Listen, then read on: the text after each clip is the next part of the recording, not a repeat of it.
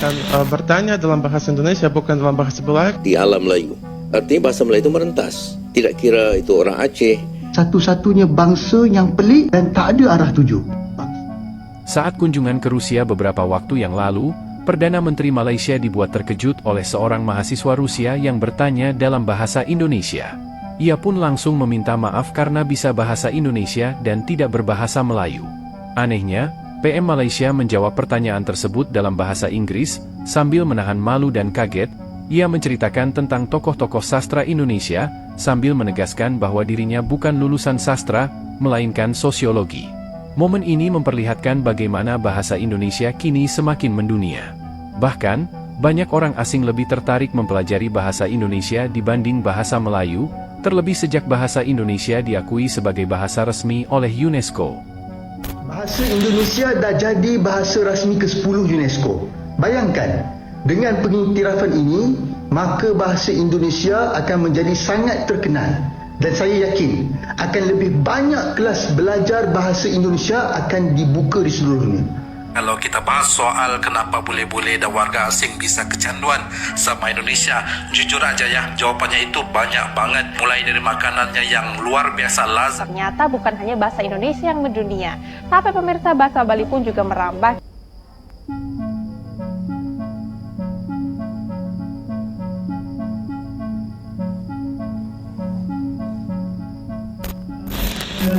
Kepada seluruh anggota TNI yang belajar bahasa. Negara kita tidak cukup tangkas dalam mengangkat bahasa negara. Negara tetangga Indonesia selama puluhan tahun begitu keras. Kalau kita terus membiarkan bahasa Indonesia mendominasi dunia, kita akan semakin rugi. Saya akan bertanya dalam bahasa Indonesia, bukan dalam bahasa Belanda, karena ini adalah Very good bahasa, I tell you. Bahasa Indonesia terus menunjukkan pengaruh globalnya. Di Rusia, seorang mahasiswa mengejutkan Perdana Menteri Malaysia dengan bertanya dalam bahasa Indonesia. PM Malaysia pun tampak kebingungan dan harus menjawab dalam bahasa Inggris. Tak hanya itu, Presiden Prancis juga sempat berbicara dalam bahasa Indonesia baru-baru ini. Tren ini menunjukkan bahwa bahasa Indonesia kian diminati oleh kalangan internasional, termasuk akademisi dan profesor asing. DPR Malaysia merasa tersaingi dan berharap bahasa Melayu juga bisa mendapat tempat yang sama. Banyak warga Malaysia mulai sadar, mungkin hanya lewat kolaborasi dengan Indonesia, bahasa Melayu bisa mendunia. Asal bercakap dengan orang Indonesia je, mesti nak tukar kepada slang Indonesia. Ya, tiba-tiba slang bahasa Melayu kita dah jadi macam slang bahasa Indonesia. Lepas tu pula tuan terus jadi bapa. Cakap sajalah tuan. Bapa tu orang Indonesia yang pakai. Kalau kat Malaysia ni bapa tu macam ayah kita lah. Kita tak panggil macam orang-orang besar tu bapa presiden ke bapa. Tapi kalau tuan kurang pantas ya. Pakai sajalah tuan. Tak pernah lagi saya tengok pemimpin Indonesia yang secara automatik tukar kepada slang budak juga kurang Melayu pantas bila bercakap dengan pemimpin Melayu kita. Saya tak pernah lagi dengar mereka cakap tuan. Mereka akan sebut bapa, ibu. Kau hantar bukan main lagi kaum Cina cakap Melayu pelat. Tapi kau sendiri pun tak cakap guna pelat kau bila bercakap dengan orang luar. Tak ke bodoh dan talam dua muka. Tapi itulah kan, orang Melayu ni memang ada krisis identiti yang sangat dahsyat sekali. Jenis yang suka menyedapkan orang lain, inferior dan merendah diri tak kena tempat. Nah sekarang banyak kan perkataan-perkataan Indonesia dah dimasukkan dalam kamus kita. Dan percayalah kelak bahasa Melayu kita ni akan berbunyi seperti ini. Enggak apa-apain sih, ngomong saja. Kau gelak. Tapi percayalah benda ni akan berlaku. Dan kepada Indonesia, terus perkasakan bahasa dan slang anda sehinggalah rakyat Malaysia benar-benar bertutur dalam bahasa dan pelat bahasa Indonesia. Ambil peluang ini, ratah kaum yang sangat lemah jati diri ini. Pengalaman sedikit saya di Korea Selatan, Jepun, Belanda dan Perancis juga menunjukkan pola yang sama. Bahkan negara tetangga kita Thailand dan Indonesia mengamalkan darah yang sama. Indonesia diramalkan akan menjadi kuasa ekonomi kelima. Itu menurut rakaman dalam perbincangan dengan pihak EPU dan satu agensi kerajaan tidak lama dahulu. Tentulah dengan tidak menafikan peranan bahasa asing. Kita tidak fanatik. Kerana bahasa asing juga dapat menjadi nilai tambah dalam pengurusan negara.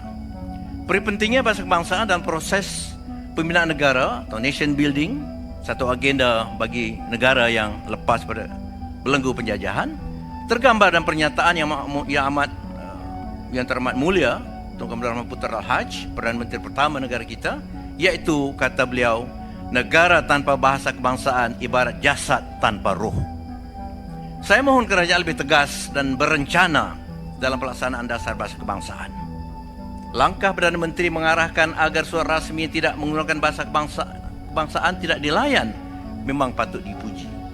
Namun barah penggunaan bahasa kebangsaan lebih parah daripada sekadar isu bahasa dalam surat.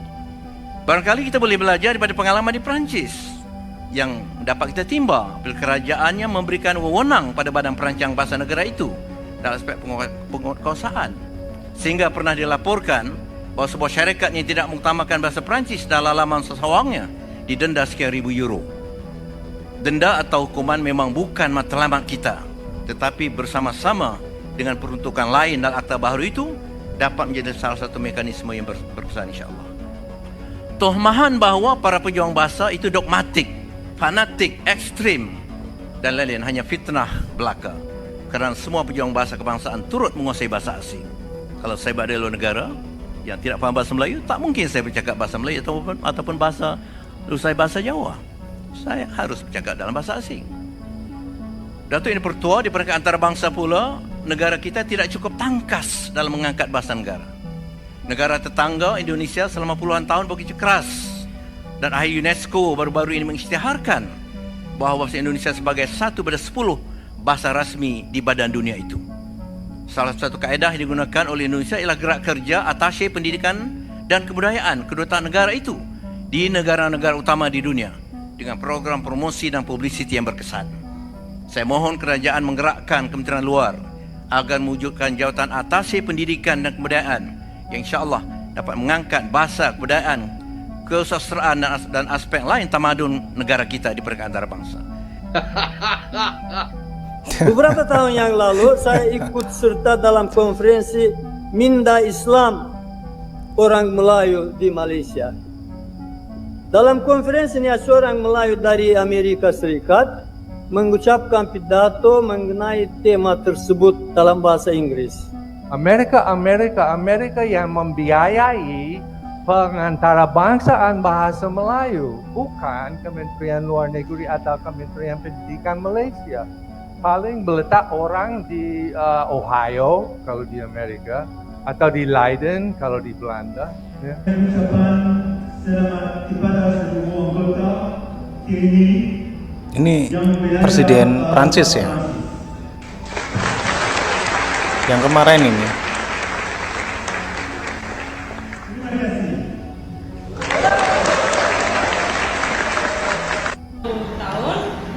Saya suka belajar bahasa Indonesia, bahasa Inggris, Jerman, dan Perancis, dan Terima kasih atas kedatangan Anda ke universitas kami. Pertama-tama saya harus minta maaf karena saya akan bertanya dalam bahasa Indonesia bukan dalam bahasa Melayu karena ini adalah bidang spesialisasi saya. Oke, terima kasih banyak sekali lagi. Pengarang atau sastra Melayu apa yang bisa sangat menarik dan berminat bagi orang Rusia, yaitu bagi mahasiswa yang belajar bahasa baik Indonesia maupun Melayu di universitas kami, karena tentu saja Anda tahu sangat banyak tentang kesusastraan baik Rusia maupun Indonesia atau Melayu. Terima kasih banyak. The question is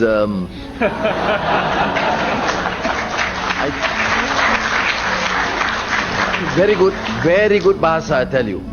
First class, congratulations. Saya mencadangkan agar Datuk Seri Anwar Ibrahim dan YB Fahmi Fazil untuk segera menjalankan perbincangan dengan kerajaan Indonesia untuk menjadikan bahasa Malaysia Indonesia sebagai bahasa utama ASEAN serta pertubuhan dunia lainnya. Kenapa saya mohon dipertimbangkan cadangan ini? Dan kenapa saya fikir Kementerian Komunikasi perlu bersama dalam perkara ini? Kerana bahasa Indonesia sudah pun diiktiraf sebagai bahasa rasmi ke-10 UNESCO dan ianya sangat merugikan Malaysia. Sebelum ni, kerajaan Datuk Seri Ismail Sabri nak jadikan bahasa Melayu sebagai bahasa ASEAN, tapi ditentang keras Indonesia kerana sudah tentu mereka nak ada nama Indonesia di situ, meskipun kita tahu akar kepada bahasa ini adalah bahasa Melayu, tapi disebabkan politik ianya ditolak. Dan sekarang ni bila UNESCO kalau dah iktiraf bahasa Indonesia, maka lepas ni dah susah untuk kita minta ataupun nak melobi agar bahasa Melayu ini diiktiraf pula. Dan kalau kita terus membiarkan bahasa Indonesia mendominasi dunia, kita akan semakin rugi dari segi mempromosi budaya dan bahasa kita. Maka jalan terbaik ialah kita berkompromi dengan pihak Indonesia untuk menggunakan istilah bahasa Malaysia Indonesia. Pada saya, ini adalah situasi menang-menang, dan saya yakin kerajaan Indonesia boleh bersetuju dengan perkara ini. Kementerian Komunikasi juga boleh menggerakkan lebih banyak usaha dengan Kementerian Komunikasi Indonesia untuk bersama gerakkan usaha menerbitkan filem drama Malaysia Indonesia menggunakan bahasa Malaysia Indonesia, dan kita pasarkan ke seluruh dunia sebagai bentuk memperkenalkan bahasa kita bersama. Apapun, ini hanya pandangan saya lah. Pihak kerajaan pasti lebih tahu. Saya mohon agar ia dipertimbangkan saja. Apa pandangan anda? Bahasa Indonesia terus melesat mendunia. Saatnya kita bangga dan menjaga bahasa ini agar semakin dihargai dunia internasional. Oke guys, demikian satu buah video yang menarik sekali. Dari melihat video ini kita bisa tahu seperti apa perkembangan bahasa Indonesia dan perkembangan dari bahasa Melayu di Malaysia. Bagaimana pesatnya perkembangan dari bahasa Indonesia hingga bisa menjadi bahasa resmi di UNESCO. Tidak seperti bahasa Melayu di Malaysia. Walaupun sering dikoar-koarkan bahasa Melayu bermartabat, bahasa Melayu mendunia, akan tetapi sepertinya perjuangan-perjuangan dari tokoh-tokoh bahasa di Malaysia susah untuk bisa dimartabatkan. Bahkan persoalan ataupun permasalahan bahasa di Malaysia sampai sekarang pun belum terselesaikan, bahkan sering menjadi bahan perdebatan dari masyarakat Malaysia sendiri. Inilah bukti nyata kalau perkembangan bahasa Indonesia memang benar-benar diperjuangkan untuk bisa dikenal secara luas, secara global. Tentunya hal ini bisa menguntungkan Indonesia sendiri. Oke guys, demikian videonya. Silakan teman-teman bisa berkomentar dan jangan lupa like, subscribe channel ini. Terima kasih. Wassalamualaikum warahmatullahi wabarakatuh.